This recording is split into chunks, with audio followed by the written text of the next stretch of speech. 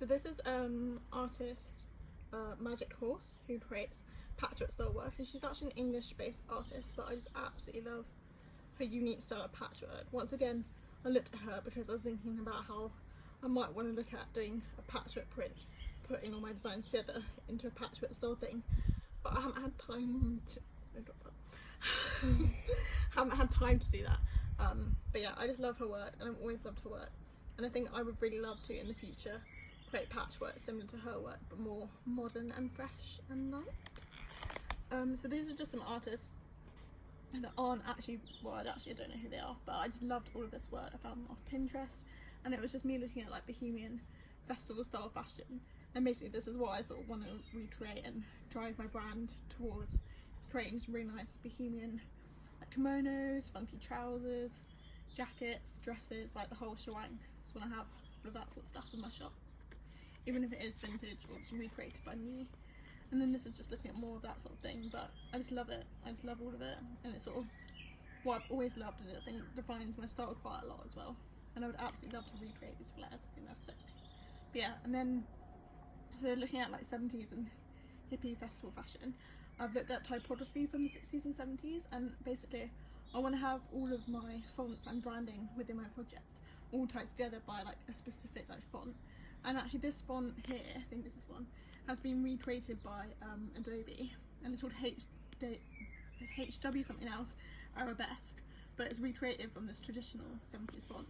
And yeah, I just really like looking at fonts, and I also want to have fonts like, or typography like this on my t-shirt designs and stuff, so I need to find that correct design, and I haven't had time to make my own typography prints and just use ones that I found online. So this is artist Marika Roger, and she's I think she's also Finnish, but she might also be British, I'm not sure. But anyway, I just absolutely love her work so much. Like, I would never recreate work like hers, but I just find her whole concept really original, and I love how she uses mystical, weird, theatrical storytelling elements in all her work. And she actually paints these large scale, like she painted the one on Carnaby Street, and they did the full collective shot with the Beatles and stuff like that. But yeah, I just love her work, and yeah, everything she stands for really. She's a really cool gal. This is her with her mate in Ibiza before they got famous. Is basically they made their own clothing designs like this and then took them back to England with their photographer friend. But yeah, she also just does really cool stuff. Like she painted onto this car, which is sick, and in the future I would love to paint onto my own branded car. She does work for the Full Collective, which are, or were, it's not around anymore, they were a band, but also worked with the Beatles, do all these funky cool interiors and funky, I just love it, everything, I just love everything about them, like so theatrical and dreamy and whimsical. And this was the interior in their shop, which is like mad. And this was the interior of their shop, so like if I have a shop in the future, definitely also don't want it to be this intense in colour, but I just want it to be dreamy and strange and a good space. And even their label designs are really nice. So yeah, they actually did the shop. The Beatles actually owned the shop. There was this on here, but they did all the art for it, and they actually commissioned, the reason why there's not many photos of this is because they commissioned a group of school children to do it, and then a week later they had to take it down because everyone kept complaining about how bright it was. Silly people. So yeah, and then a similar shop is Brandy Takes a Trip. And look at those boots, insane. I just love their patchwork style, and they created these jackets which they sold at the market down the road to them, and the markets are so, not the markets, the jackets are so popular because people like David Bowie and Jimi Hendrix and stuff wore them. And basically this was the shop front playing, but it was famous for always changing its design, so it constantly changed the pattern and design outside to make it just, I don't know, more interesting, I guess. And then yeah, these were bands from the era, because I haven't really looked at bands that much, but it's more like their fashion, how they wore all these bohemian type garments, which then promoted it to the masses. Before it was quite an underground like hippie trend, but more and more people began to wear it because they saw famous people wearing it. So this is a band called Cream. This is Jimi Hendrix and his gang. Jimi Hendrix, I just love all of his style of clothing. David Bowie, Led Zeppelin, I think it's Pink Floyd, the guy from The Doors. Yeah, I just love all of that. This is David Binder, who also did another mural on Carnaby Street here and here. But he painted onto cars, which is really inspiring.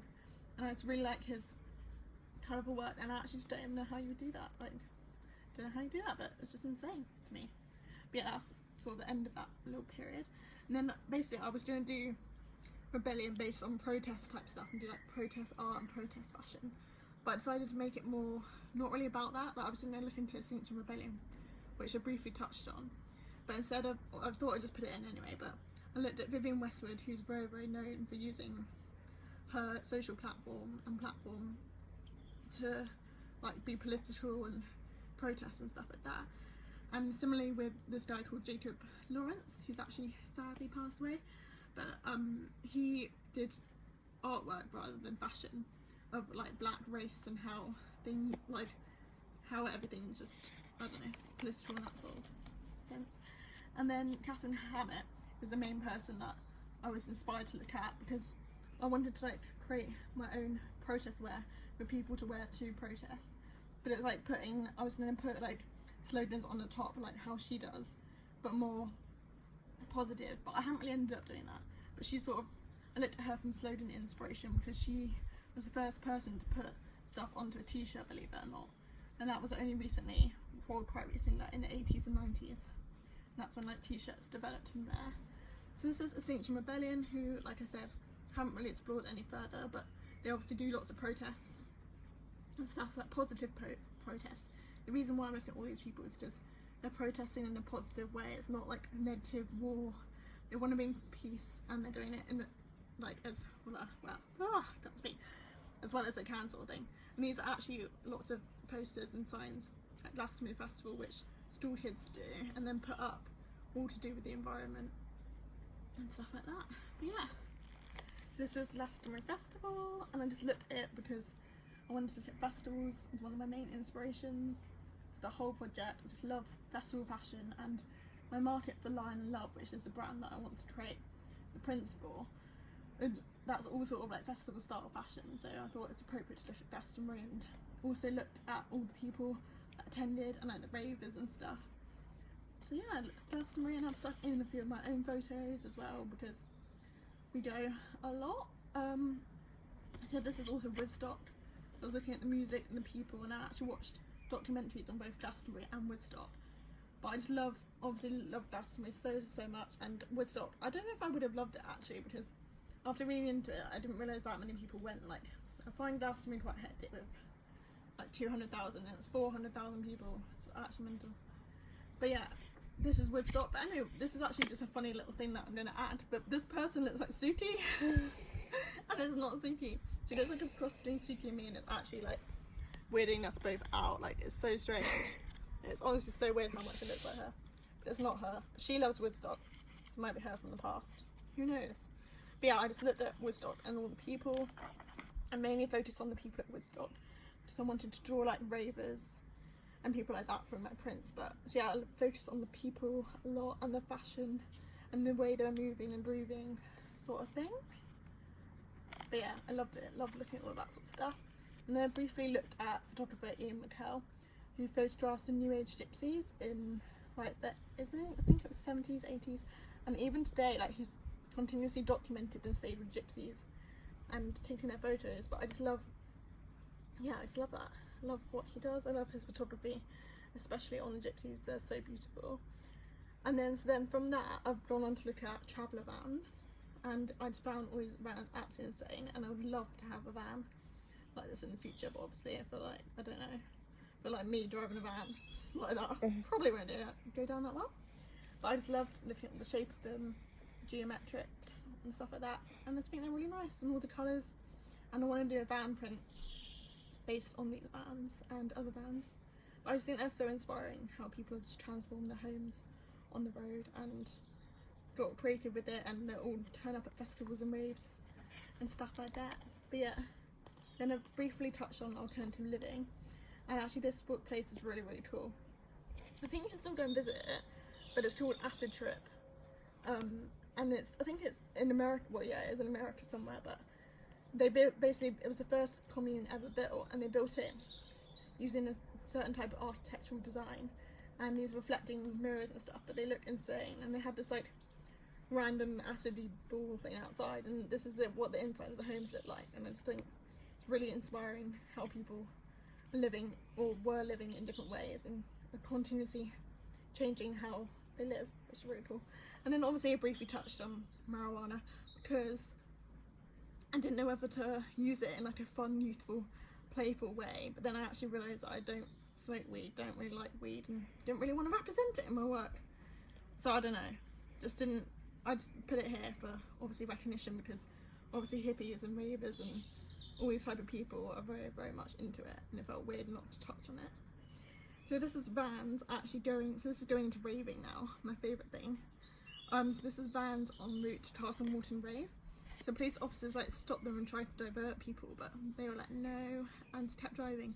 So it ended up with all these people here at Castle Morton, which is actually insane. And I think this is one of the first pictures which inspired me with this project, because I just love all the different combination of vans like within each other. I don't know, it's just so cool, and all the different colours, geometric shapes, and it made me want to create a van print. But yeah, so I'm now looking at raving. So Spiral Tribe, I actually listened to a really interesting BBC documentary on the radio about them, and I really recommend listening to it, just about how they started up, what they were about.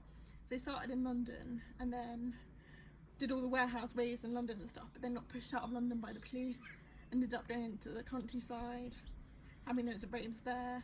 But they're just really, I don't know, they sound like sound people, and I don't know, I'm just really I'm inspired by them and their work they put into dance and rave and stuff like that. So I've looked into them a lot on my contextual research booklet, which I put in my project. This is Shroom and Hardcore Happiness.